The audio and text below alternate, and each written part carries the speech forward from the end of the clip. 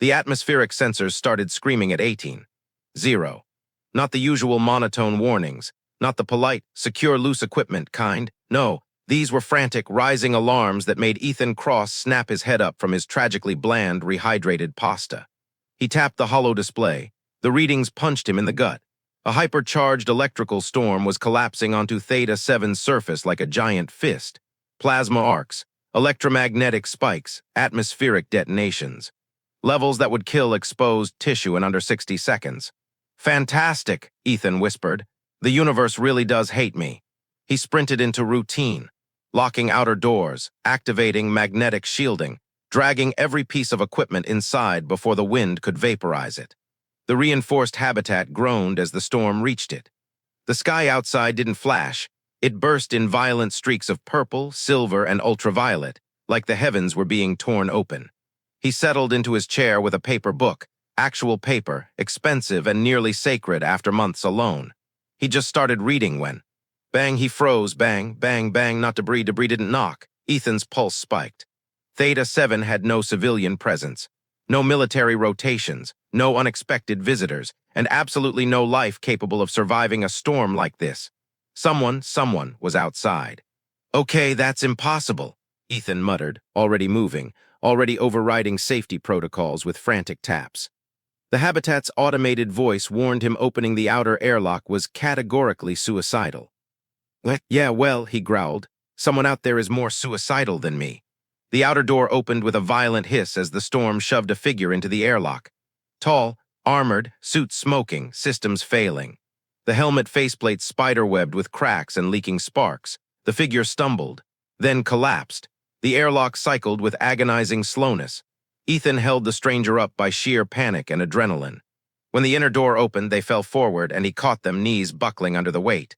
Definitely not human, shoulders too elegant, limbs too long, movements too fluid even in collapse, and the suit was dying. If he didn't remove the helmet now, they were dead. I got you, Ethan said breathlessly. Don't die yet, I just cleaned the floors. He released the locks. The helmet came off with a sharp exhale of compressed air. And Ethan forgot how to breathe. She was a woman, alien, unmistakably, but stunning in a way that pulled the air out of the room. Long, elegant ears swept back in distress. Silver eyes like living mercury flickering with pain. Skin shimmering with bioluminescent undertones, violet shifting to blue, then back again with every ragged breath. High cheekbones, softly glowing patterns trailing down her neck like painted starlight. Even burned, even exhausted, she was striking, otherworldly, sharp, fragile, dangerous. A miracle wrapped in smoke and trembling exhaustion, her gaze locked onto his. Human, she rasped, translator crackling. Her hand twitched toward the weapon at her hip. Hey, don't do that, Ethan said quickly, hands raised. You're hurt, and if you shoot me, you'll die anyway. Terrible teamwork. Her arm fell, weak, shaking. She was losing consciousness. Ethan acted on instinct. I'm treating you, he said firmly. And if your people want to kill me afterward, they can take a number. He pulled out the medical kit and worked fast. The regenerative gel reacted instantly with her alien physiology, glowing soft teal as it fused with damaged skin. She hissed, sharp and musical, but didn't resist. What's your name? Ethan asked, checking her vitals too fast, too shallow, dangerously unstable, her lips parted. Kayla. Of course it was beautiful. I'm Ethan, he said, forcing calm into his voice, and I'm not going to let you die tonight. Her silver eyes flickered, dimming. Her skin shifted color, fear, pain, confusion. She looked at him like he was either her salvation or her final mistake. Why help me? She whispered. Velcari kill humans, you should let me die. Ethan snorted softly. Yeah, well, I'm bad at paperwork. Explaining a dead alien in my living room would be a nightmare. Her expression twitched, maybe confusion, maybe amusement. Then her body sagged, she was fading fast. Ethan wrapped her in a thermal blanket, keeping her warm, stabilizing her breathing. You're safe, he said quietly. Storm will pass, just stay alive until then. Her eyes finally closed, and Ethan sat back, heart hammering. He had just saved a Velcari reconnaissance pilot, one of the most isolationist, hostile species in known space. Her presence alone could start a diplomatic incident. Her death could cause war. Her survival. The storm did not pass overnight. It didn't even calm down. By morning, Theta 7 looked less like a moon and more like the inside of a plasma reactor, every sensor lighting red as the atmosphere screamed. Ethan checked the simulations. Whatever this storm was, he and Kayla were trapped for at least 2, maybe 3 days. Perfect. Just him. A confined habitat, and an injured alien warrior who could probably break him in half if she ever stood up at full strength. He sighed. Great hospitality situation, Ethan, really thriving. Kayla slept fitfully on the emergency cot, her bioluminescent skin shifting in faint pulses. Lavender, silver, blue. Ethan wasn't sure which colors meant pain or fear. Maybe all of them, maybe none. He knelt beside her again to check bandages. The moment his hand touched her wrist, her eyes flashed open, bright, sharp, metallic. Her ears snapped upright, and her hand flew to the weapon holster. Whoa, hey, easy. Ethan lifted both palms, backing up half a step. If you shoot me, the storm wins, and I refuse to let a weather phenomenon get the satisfaction. She froze, breathing rapid, shoulders tight, gaze burning into him. Then slowly, painfully, her hand lowered. She exhaled shakily. You are still here. Yeah, Ethan said softly. I wasn't going to leave you. Her silver gaze flickered, confused, almost mistrustful of the idea. Velcari didn't believe in mercy. Humans rarely impressed them. Kindness was suspicious. But Ethan wasn't playing a political game. He was just a guy trying not to let someone die in his living room. You applied treatment. Her voice was rough but steadying. You saved my life again. Well, technically, the first one was a rescue. This one was more of a maintenance session. She just stared at him. Clearly, Velcari's sarcasm sensors were underdeveloped. The hours dragged. The storm battered the habitat like it wanted to peel it open. Ethan gave Kayla space, moved slowly, announced what he was doing, explained the human medical tools. Velcari physiology was close enough, maybe too close. The patches of exposed skin he treated were distracting, smooth, soft, glowing faintly like starlight underwater. Focus, idiot. He worked in silence until she finally spoke. You risked yourself opening the door. Well, you risked yourself running across the surface during this thing, Ethan countered. Seems we've both made excellent life choices. Her ears lowered. Ethan was starting to decode that gesture. Shame. My ship malfunctioned in the upper atmosphere. I thought I could reach shelter. You almost didn't. He rechecked her vitals. But you did. Good timing. She watched him, cautious but curious. Why do you help me? She asked again. Velcari and humans, we do not coexist. We do not share territory. We do not trust. Ethan paused. He sat beside her cot, meeting her gaze directly. Because if someone's dying at my door, I don't ask what species they are. I just help. Her expression shifted, something small but real, softening, a crack in her armor. You are strange. So I've been told, Ethan said. Repeatedly, mostly by supervisors. A shimmer ran across her skin, silver rippling into a faint, warm gold. He had no idea what that meant, but it looked beautiful. By the second day, Kayla could sit up with effort. She watched the storm through the reinforced viewport, arms wrapped around herself, ears angled inward in a posture Ethan recognized as deep worry. You wish to return to your people, she murmured without looking at him. But if they know I am here, they will come, and if they come, conflict will follow. I wasn't planning on telling them, Ethan replied. You're my extremely injured, extremely armed house guest. I figure that stays between us. She blinked at him, startled. You would hide me. I mean, you're not exactly subtle. He gestured to her shimmering skin. Hard to miss a glowing warrior woman in a human habitat. A sound escaped her, half breath, half soft laugh. He froze. He hadn't heard her laugh before. It was beautiful. No human has ever offered Velcari concealment, she said. Your species fears us. You're kind of scary, Ethan admitted, but not in a bad way. Her head tilted. In what way then? Ugh, Ethan swallowed. Well, you nearly died, but you still look like you could command a starship with a raised eyebrow. Kayla stared at him for a long, unreadable moment. Her skin flickered, soft rose at her cheeks, silver across her throat. Ethan didn't know Velcari biology, but it looked a lot like someone blushing. He pretended not to notice. That night, a shockwave slammed the habitat so hard the lights flickered and Kayla jolted upright, pain flaring across her features. Ethan was beside her instantly. You okay? She clenched her jaw. It is just pain. I am functional. Right, Ethan muttered, because you're definitely the type who tries to walk off life-threatening trauma. Her eyes narrowed, not anger, more offended pride. I am Velcari. Endurance is strength. Yeah, well, I'm Ethan. Lying down is strength. She exhaled sharply, another almost laugh she tried to hide. He steadied her shoulders as the cot shook from the storm's pressure. Their faces were close, too close. Silver eyes met brown ones, and for a long moment neither looked away. Her bioluminescent patterns dimmed, then brightened in a slow pulse. Ethan's breath caught. He wasn't sure what the signal meant, but it felt like trust, maybe the beginning of it. The storm raged into the third day. Ethan sat beside Kayla while she rested, half awake, half conscious. Outside, the sky tore itself apart. Inside, the atmosphere between them shifted, gentler than the world around them. When she finally opened her eyes fully, her voice was quiet. "Ethan, when this storm ends." She hesitated, rare for her. "Your people will ask questions." He nodded, "Yeah. They will not like the answers." The storm didn't end suddenly. It unwound, slowly, reluctantly, like the world outside was tired of trying to kill them. By mid-morning, the pressure waves had weakened. The arcs of plasma became less violent. The sky dimmed by degrees instead of exploding in light. Kayla stood, carefully, painfully, but she stood. Ethan watched from the console, arms crossed, pretending not to hover. "You shouldn't push yourself," he said. Kayla ignored that entirely. Velcari's stubbornness, Ethan was learning, was not metaphorical, it was genetic. Her bioluminescent skin glowed faintly as she walked, each step a strain, but her posture remained regal, controlled. "Warrior-like, you're doing too much," Ethan said again. "I am capable," she insisted. "You almost died." "I am Velcari, we do not." He cut in, "Admit weakness, yeah, I noticed." Her ears jerked back, irritation flashing in her silver eyes.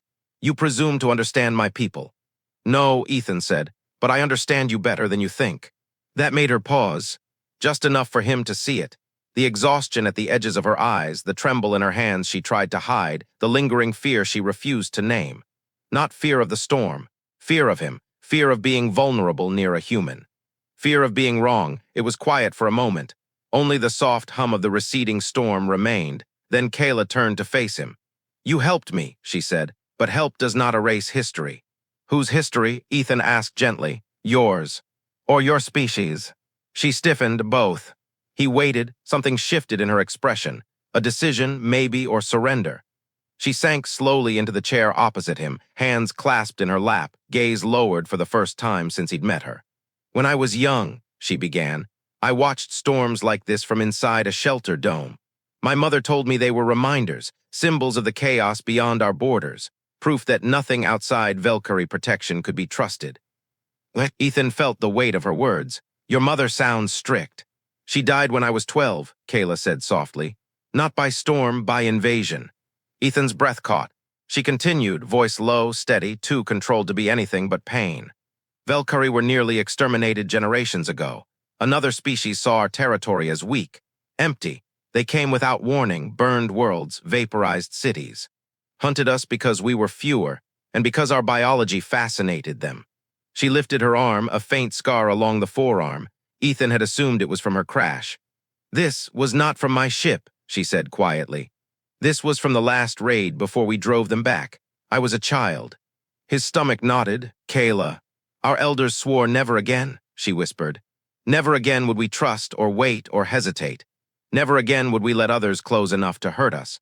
So we claimed territory. We built fleets. We shot first, always, because hesitation meant extinction." Silence, raw, heavy, real. Ethan exhaled. "Your fear makes sense," he said softly. Her eyes snapped up, bright, sharp, defensive.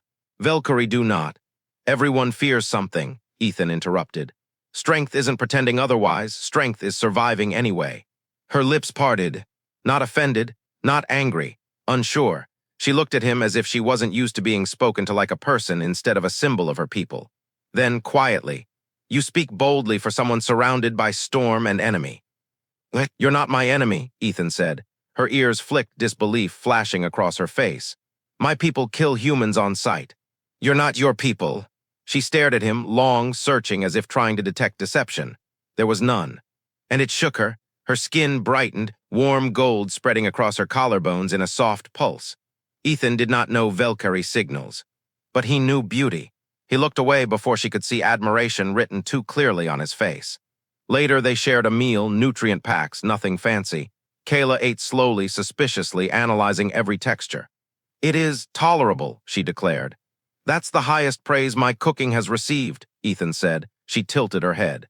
"Your humor is strange. And your ears move when you're annoyed," Ethan countered. Her ears froze, then angled back sharply. He grinned. I knew it. Her cheeks shimmered rose gold, a Velcari blush. He filed that thought away before it made him stupid. The storm's final wave hit just after dusk. A pressure blast shook the habitat, lights flickering, alarms chirping briefly. Ethan steadied himself on the table. Kayla reached for the wall, wincing as pain radiated through her still-healing arm. Then silence, actual silence. The storm was over. Ethan and Kayla looked at each other across the dimly lit room, both exhausted, both changed in ways neither wanted to say out loud. She spoke first. Tomorrow I leave. Ethan nodded, throat tightening unexpectedly. It's safer for you, she continued. For your people, for mine. Yeah, he whispered. I figured. She stepped closer, not close enough to touch. Close enough for him to see the faint glow at her temples, the uncertainty in her eyes. You have shown me. She hesitated. Things I was told humans did not possess: mercy, restraint, honor. Don't get your hopes up, Ethan said softly. We're not usually this impressive.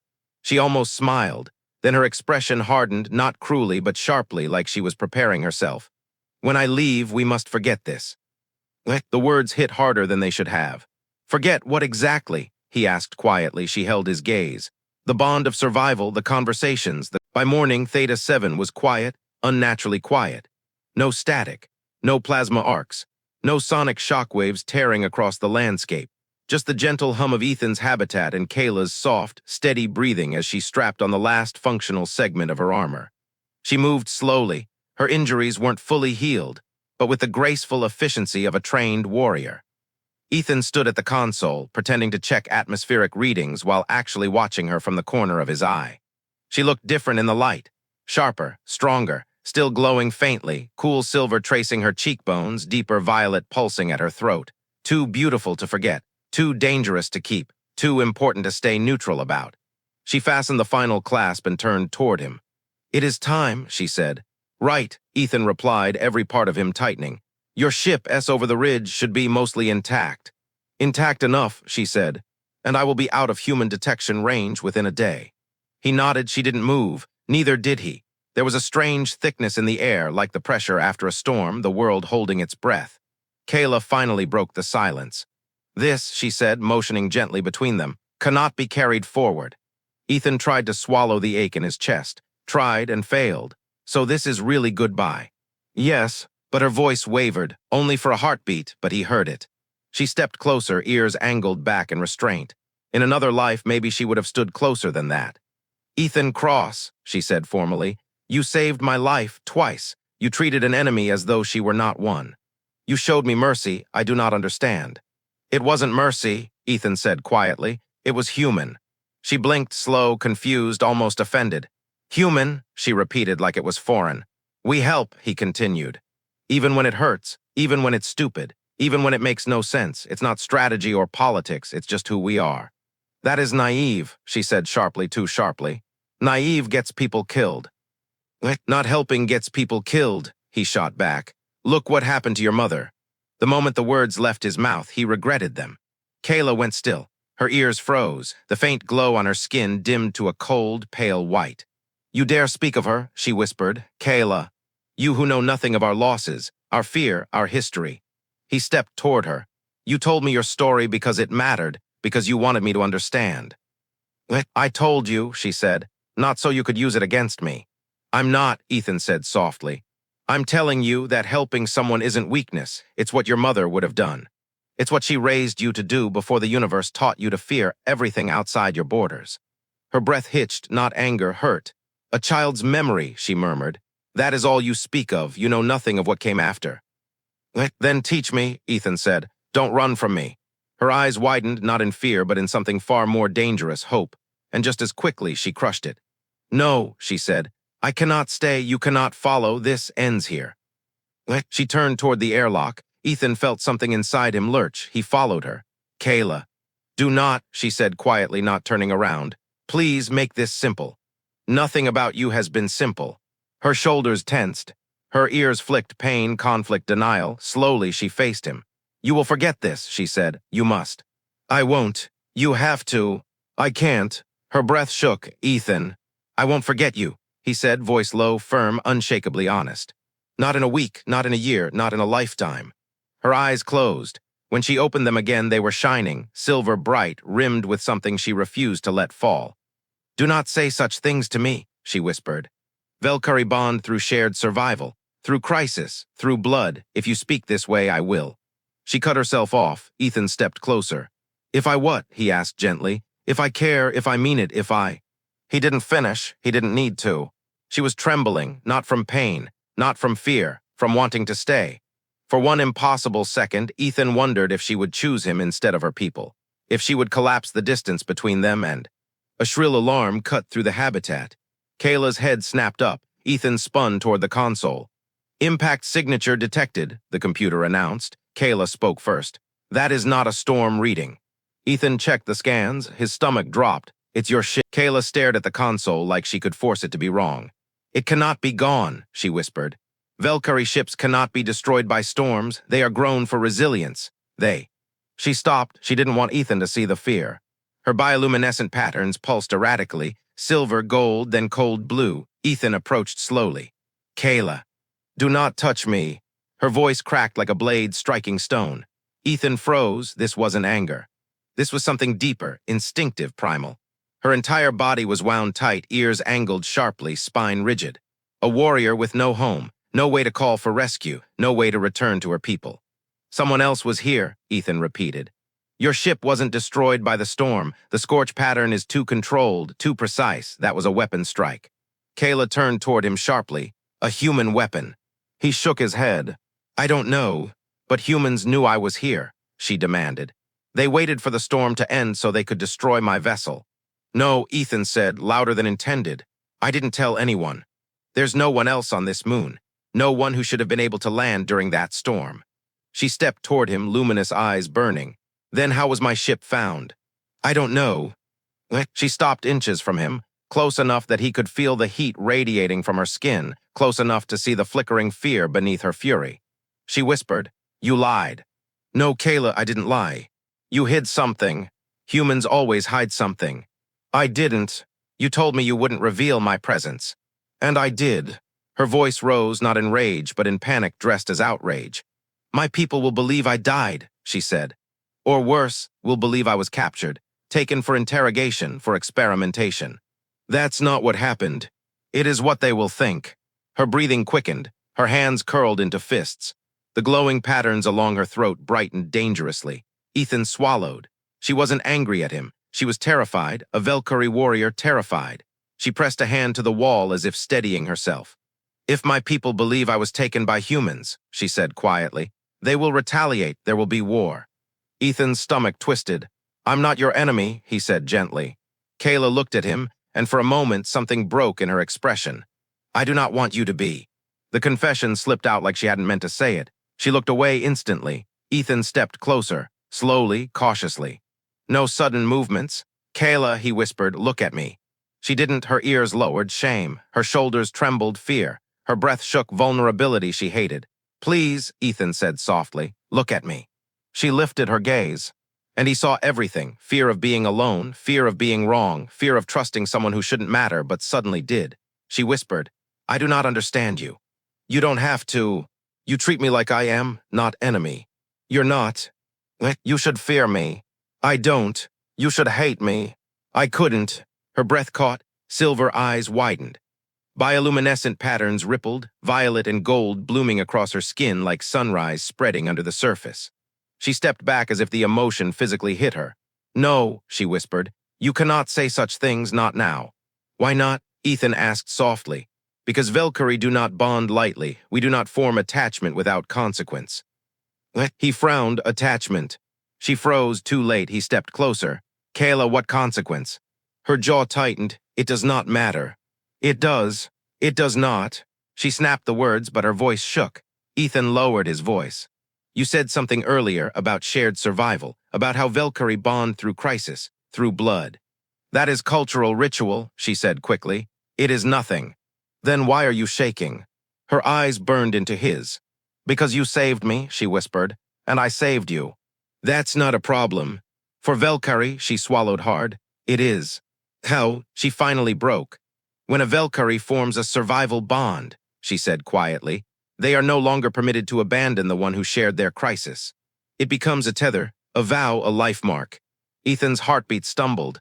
Kayla, he whispered, are you saying you're— Yes, she cut in. And I cannot be, not with you, not with a human.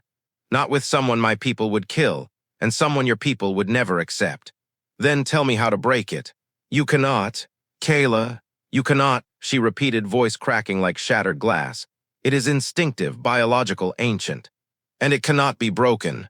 She turned away, hands trembling. Ethan took a breath, then stepped closer. Kayla, he said softly, you're not alone in this. She stiffened. Look at me, Ethan whispered. She turned, slow, reluctant, afraid. He held her gaze. I'm not letting you face this alone. She trembled. Ethan. Her voice barely existed. You do not understand what you are saying. He stepped forward. I do. She inhaled, sharp, unsteady. Then hear this, she whispered. With my ship gone, with no way to return. Ethan didn't move. Couldn't. Kayla's words echoed through the habitat like the storm itself had returned. Once I claim you, your life will no longer belong to humans. She stood before him, injured, trembling, glowing faintly in the dim light, more dangerous than any weapon, more vulnerable than he'd ever seen her. He swallowed. Kayla, what does that mean exactly? She closed her eyes, gathering herself, as if the explanation pained her more than her injuries. When a Velcari invokes life debt, she said quietly, they bind themselves to the one who saved or was saved by them. It is not symbolic. It is biological, neurological, cultural. It cannot be undone. He exhaled shakily, and claiming me means. It means, she whispered, you fall under my protection, my authority, my responsibility. Until the debt is repaid, or until death. She hesitated, and it means you would belong to Velcari law, not human law. Ethan's heart pounded, and if you don't claim me. Her luminous eyes flickered. Then humans will assume I crashed and died. Velcari will assume you killed me, and both species will begin preparing for war. Oh, Ethan said faintly, just that. She took a step closer, barely a breath between them now. Ethan Cross, I do not wish to claim you. He blinked. What? I do not wish to place that burden on you, she said. You are human, you deserve choice, freedom, your own life. She swallowed, voice cracking. But if I do not claim you, you will die.